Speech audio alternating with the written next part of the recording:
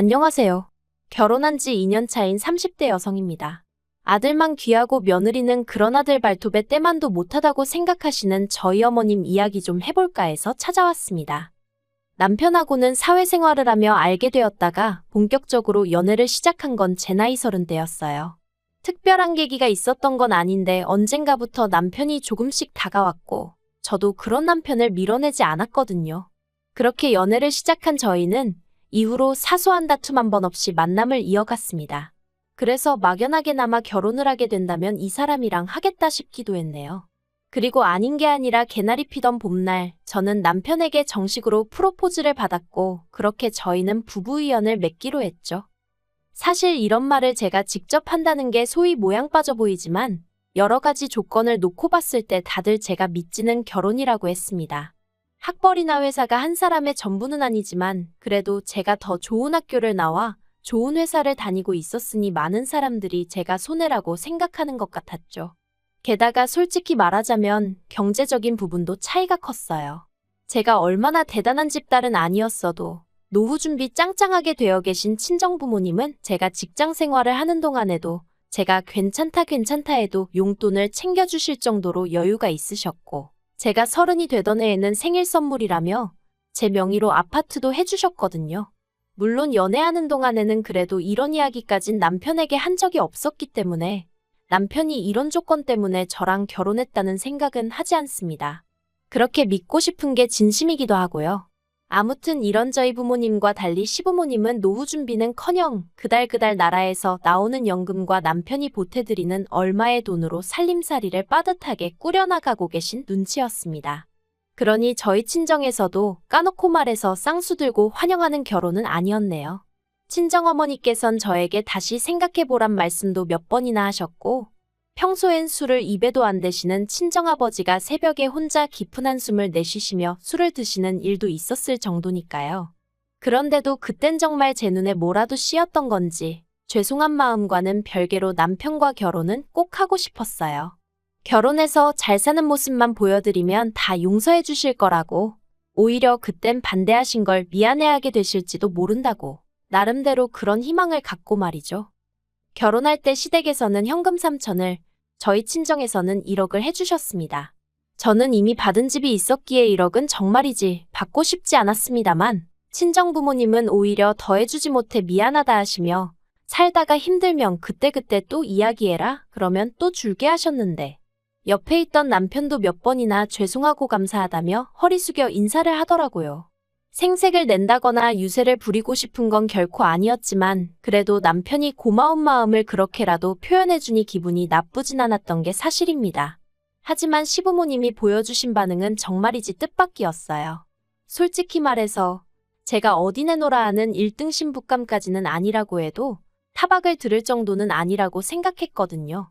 하지만 시부모님께서는 저희 친정에서 왜 예단을 제대로 챙기지 않는 건지 그런 걸 흠잡으시며 저를 앞에 앉혀두고 싫은 소리만 해대셨습니다.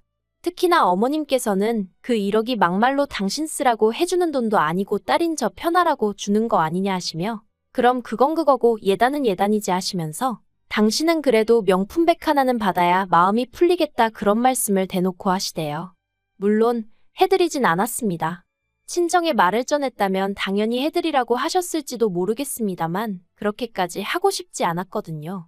그리고 예단을 해드리면 저도 예물을 받고 싶어질 것 같았는데 솔직히 지금 이 상황에 못할 말이 뭐가 있겠어요? 까놓고 말해서 시댁 사정상 예물을 못 해주실 게 뻔했거든요. 그리고 아무리 결혼할 때 이거저거 따지는 게 보기 안 좋다곤 하지만 그래도 저도 사람인데 못 받을 것 뻔히 알면서 싫은 소리까지 들은 마당에 가방까지 사다 바치고 싶은 기분은 아니었네요. 게다가 이때만 하더라도 남편이 먼저 자기가 어머님께 잘 말씀드릴 테니 너무 염려치 말라며 저를 안심시켜주기도 했고요. 그래서 저는 남편이 이 상황을 현명하게 해결해주기만을 기다렸습니다. 실제로 어머님이 아주버님도 있지만 둘째인 저희 남편을 더 좋아하셨으니까 남편이 나서만 준다면 크게 문제될 건 없겠다 싶었기도 하고요. 말이 나왔으니 말이지만 남편보다 4살이 많은 아주버님은 남편이 표현하기를 집안의 골칫덩이라고 했습니다.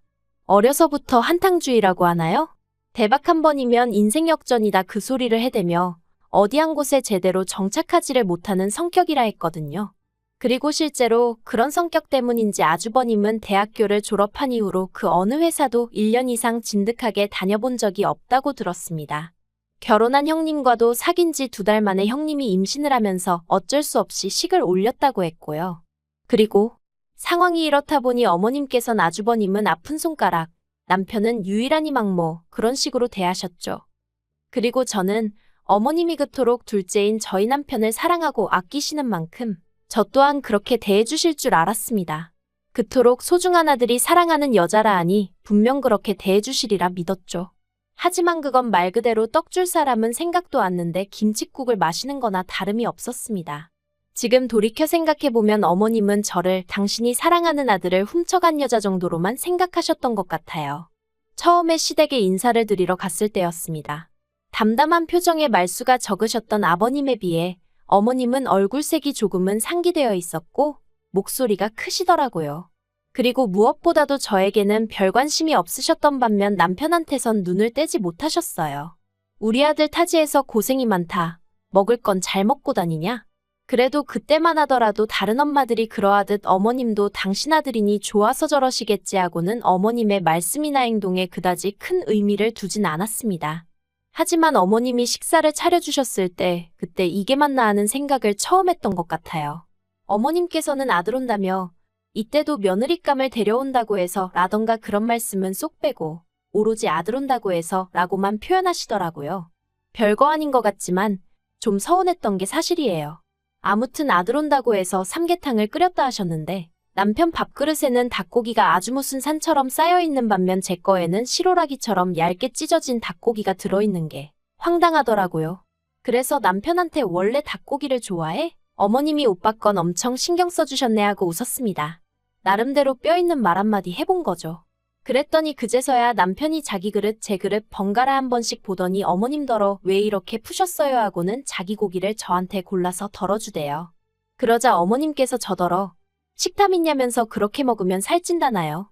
아무튼 뭐 이건 결혼 전 이야기니까 그냥 그러려니 하고 넘겼어요. 남편 말로는 집에 여자는 처음 데려갔던 거고 그러니 어머님도 어떻게 대해야 하는지 잘 모르셨을 거라나요. 그래서 저도 더는 왈가왈부 따지지 않고 그냥 넘어갔죠. 그리고 결혼하고 나서 좀 친해지면 달라지실 거란 막연한 기대도 있었고요. 그런데 더하면 더했지 덜해지지는 않더라고요. 원래는 처음 1년은 신혼을 즐기다 아이를 가지려고 했는데 결혼한 지 3개월 만에 임신을 했어요. 그런데 제가 먹덧도 심하고 그래서 도저히 회사 생활을 할 수가 없었죠. 회사에 있는 이런저런 제도들을 활용하면 어느 정도 자리 보전을 할 수 있을 수도 있었겠지만 솔직히 낯뜨거워 그렇게는 못하겠더라고요. 그래서 남편과 상의 끝에 일단은 회사를 관두기로 했어요. 복직이야 아이를 어린이집에 맡길 수 있을 때쯤에 하면 된다 싶었고 다니던 회사만큼 네임밸류가 있는 곳은 아니더라도 친정아버지 인맥으로 들어갈 수 있는 회사는 여러 곳 있었기에 이직하는 데는 별 걱정이 없었죠. 그런데 이 이야기가 어떻게 어머님 귀에 들어가게 된 건지 제가 임신 4개월 차였던 때 어머님이 저희 집에 연락도 없이 오셔서는 당신은 첫째 손잡고 둘째 등에 업고 일을 다니셨다던가 요새 젊은 여자들은 야같다던가 뭐 누가 들어도 저 들으라고 하시는 소리구나 싶은 소리만 골라서 늘어놓으시더라고요. 그리고 무엇보다도 제가 정말 서운하게 느꼈던 건 어머님께서 저희 남편 손을 꼭 잡으시면서 혼자 벌어서 군식 구입을 2개나 챙기려면 고생스러워서 어쩌냐 하시는데 저도 그렇고 앞으로 태어날 우리 아이가 군식구라는 건가 생각에 어이가 없고 서러워서 눈물이 핑 돌더라니까요. 그래서 제가 어머님 계신 그 자리에서 대놓고 남편더러 내가 군식구냐 물었어요. 그랬더니 남편이 손사래를 치며 그런 소리가 어딨냐고. 너가 원래 나보다 돈도 더 잘 버는데. 그러니까 어머님이 정말 확 기분 나쁜 티를 내시면서 저더러 유세 좀 작작 떨라나요. 남들이 보면 당신이 무슨 재벌집 며느리라도 본 줄 알겠다며. 그래서 저도 어머님더러 제가 하고 싶은 말이라고. 남들이 보면 제가 무슨 얼마나 대단한 집에 시집 온 줄 알겠다고 그래버렸어요. 그랬더니 남편이 저더러 아무리 그래도 어머님한테 말버릇이 그게 뭐냐고 한마디 하는데 그게 그렇게 서운한 거예요.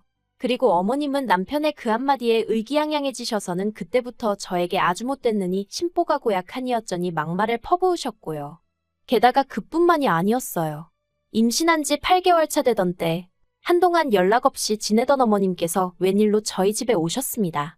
알고 보니 아버님이 저 출산하고 나면 산후조리원에 가야 할 거 아니냐며 어머님을 통해서 200만 원을 보내주셨던 거죠. 워낙 싫은 소리도 안 하셨지만 좋은 소리도 안 해주시던 아버님이라서 정말 뜻밖이었어요.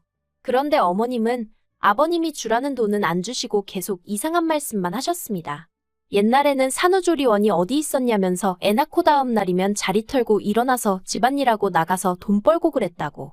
그리고는 저희 친정어머니가 집에서 뭘 하시냐면서 이럴 때 딸 좀 챙겨주고 그러는 게 친정엄마가 할 일 아니냐 그러시더니 아버님께서 200만 원을 마련하시느라 얼마나 고생하셨을지 생각은 해봤냐 어쩌냐. 그래서 제가 아버님께 감사 표시는 제가 따로 하겠다고 딱 잘라 말씀드렸습니다. 그랬더니 어머님도 더는 뭐 생각나는 묘수가 없으셨는지 정말 똥 씹은 표정을 하시고는 봉투를 저에게 건네주시더라고요. 그런데 결정적인 사건은 제가 출산 후 산후조리원에서 나온 날이었습니다. 퇴소 3일 전부터 남편에게 집 좀 치워놔달라고 몇 번이나 부탁을 했었는데 남편이 연달아 야근을 하게 되면서 청소를 못했다고 하더라고요. 그래서 사람을 불러 청소를 하자고 얘기가 되었는데 그 이야기를 들으시곤 어머님이 배가 불렀다며 당신 아들이 외벌이를 하는데 그 돈을 그렇게 쓰냐며 어찌나 호통을 치셨는지 몰라요. 친정부모님이 주신 돈으로 하겠다고 해도 막무가내로 안 된다 하시면서 당신이 치워주겠다고 하시더라고요. 솔직히 아무리 치워주러 오신다지만 내키지 않았어요. 어머님이 더럽다는 게 아니라 아무래도 갓 태어난 저희의 면역력이 얼마나 좋을지도 걱정이었고 엉망인 집안을 보여드리는 것도 싫었으니까요. 그런데 그나마 다행이었던 건 남편이 제 기분을 어느 정도는 이해를 했던 건지 자기가 어머님이랑 청소하는 동안 저는 애랑 안방에 있으라고 하더라고요. 그런데 퇴소 당일 어머님께서 갑작스레 이튿날 오시겠다 연락을 해오셨고 당일에 갑자기 집 청소해줄 도우미분을 구하려니 생각보다 쉽지가 않더라고요. 그래서 결국 거실만 대충 치우고 나머지는 손을 못 댔어요. 그리고 솔직히 짜증이 많이 났어요. 이럴 거면 저랑 애가 조리원에 있는 동안 그냥 계획대로 도우미 불러서 청소하고 정리하게끔 내버려 두시지 왜 그렇게 난리를 치셨는지. 하지만 그때도 어떻게든 좋은 쪽으로 생각하려고 했습니다. 자식들 돈 한 푼이라도 아껴주시려다 이렇게 된 거겠지. 어머님이 설마 일부러 그러셨겠어 하고 말이죠. 그리고 이튿날 어머님이 오셨는데 빈손이 아니셨어요. 남편이 낙지를 좋아한다고 낙지볶음을 해주시겠다나요. 메뉴 듣자마자 솔직히 기분이 상했습니다. 저 출산한 지 한 달도 안 된 상황에 모유수유하고 있었는데 낙지볶음? 며느리에 대한 배려는 정말 요만큼도 없으시구나 그런 생각만 들었죠. 하지만 그게 다가 아니었습니다. 정리도 안 된 부엌에서 살아있는 낙지를 손질하시겠다며 밀가루 어딨냐 뭐 어딨냐 계속해서 저를 찾으시는데 솔직히 애 보느라 정신도 없고 약간은 오기도 나서 부엌에 있기가 싫었거든요. 그래서 남편한테 가서 밀가루 좀 찾아드려, 식용유 좀 찾아드려 하고 부탁을 했어요. 남편도 하는 일 없이 TV만 보고 있었기도 하고요. 그런데 그때 어머님이 대뜸 거실로 나오셔서는 소리를 지르셨습니다. 저는 뭐 하는데 당신 아들을 종부리듯 하냐면서. 그리고 왜 내 아들이 뭐가 어딨는지 다 아냐? 평소에 얼마나 부려먹는 거냐? 어찌나 고래고래 소리를 지르시는지 귀가 다 아프더라고요. 하지만 그것보다 더 저를 열받게 한 건 애 있는 데서 그러셨다는 거죠. 그래서 제가 어머님이 들고 계시던 국자를 낚아채곤 나가달라 했어요. 여기 낙지볶음 못 먹어서 환장한 사람 없다고 지금 하나도 도움이 안 되신다고 했죠.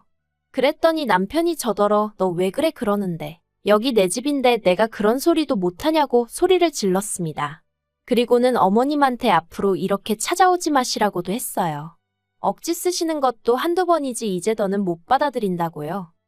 그러자 어머님은 정말 별의별 욕지거리를 퍼부으시더니 아주 따박따박 한마디 지는 법이 없다며 그래서 내가 너 처음부터 마음에 안 들었다 그러시더니 저희 남편더러 짐 챙겨라 그러시는 거예요. 그러자 남편이 놀란 목소리로 짐을 내가 왜 챙겨요 그러대요? 어머님이 너도 같이 가자고 저런 애랑 살지 말라고 뭐 한다고 저런 애를 먹여 살린다고 너 혼자 고생을 하냐 그러시는데 남편이 어머님 떨어 자기가 가긴 어딜 가냐고 그리고 뭘 먹여 살리냐 장인 장모님이 얼마나 많이 챙겨주시는데 그러면서 어머님더러 일단 먼저 가시라고 나중에 서로 좀 괜찮아지면 그때 얘기하자고 그러더라고요. 그리고 그제서야 어머님도 어느 정도 상황 파악이 되신 건지 남편더러 네가 어떻게 나한테 그러냐면서 무슨 대단히 서러운 일이라도 당하신 것 마냥 주저앉아 우시더라니까요. 그리고 그날 결국 남편에게 저는 더는 어머님하고 웃으면서 못 지낼 것 같다고 했습니다. 당신은 어머님을 보고 지내겠다고 해도 난 괜찮다고. 하지만 나에게 더는 며느리 노릇을 기대하지 말라 했죠. 그리고 어머님은 이제 내 집에도 못 오시게 해달라고 했어요. 연락을 미리 주시든 안 주시든 집에 오시는 일은 없게 해달라고 했죠. 뿐만 아니라 어머님한테는 앞으로 우리 애도 안 보여드릴 거라고 했네요. 갓 태어난 손녀 앞에서 엄마 욕을 하는 할머니가 세상에 어딨냐고. 어머님은 할머니 자격도 없으신 분이라고요. 그리고 모든 상황을 옆에서 지켜봤던 남편도 차마 어머님 편을 들 수는 없었던 모양입니다. 그저 고개만 떨구고 한숨만 내쉬더니 알겠다고 했으니까요. 그리고 이후로 반년이란 시간이 지났는데 어머님한테서 2번 정도 연락이 왔어요. 처음엔 저더러 당신이 제 가면을 벗겼다며 진작에 제가 무서운 X인 걸 알았다. 지옥이 무섭지도 않냐 뭐? 말 같지도 않은 이야기를 하셨고요. 2번째 연락 때는 천륜을 끊어놨다면서 저더러 사람도 아니라고. 죽어서라도 저희 남편하고 당신 핏줄을 되찾아가겠다 뭐 그런 말씀을 하시대요. 그래서 제가 마음대로 하세요라고 답장만 했어요. 사실 그렇게 악에 바치신 게 처음 문자를 보내셨을 땐 제가 답장은 안 하고 그냥 문자 그대로 남편에게 보여줬거든요. 그랬더니 남편도 그때는 아주 절레절레 진저리를 치더라고요. 이런 분이 아니셨다면서 속상해 미치겠다면서 말이죠. 이러니 형수도 어머님이라면 치를 떠나보다고. 참고로 저희 형님도 어머님하고 연락 안 하고 지낸 지 오래였거든요. 솔직히 저는 별로 걱정되는 건 없어요. 저는 남편만 자기 자리 잘 지키고 자기 역할만 잘해준다면 바라는 것도 없고요. 막말로 이러다가 어머님이 또 제 인생에 불쑥 머리 들이밀고 아는 체를 하신다면 그땐 남편도 버려야겠다는 생각은 들지만요. 당장은 뭐 더는 스트레스 받을 일도 걱정도 없습니다. 어머님한테 바라는 것도 없어요. 알아서 잘 사세요. 제가 해드릴 수 있는 최선의 덕담입니다.